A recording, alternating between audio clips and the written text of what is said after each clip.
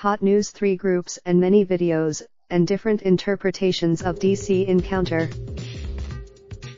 A group of 5 black men shouting vulgar insults while protesting centuries of oppression. Dozens of white. The 3 groups met for just a few minutes Friday at the base of the Lincoln Memorial, an encounter captured in videos that went viral over the weekend and again cast a spotlight on a polarized nation that doesn't. Raindrop, drop top smoking, no cooking the hot pot. Fucking on your bitch, yeah, that. Looking up, open the park pot.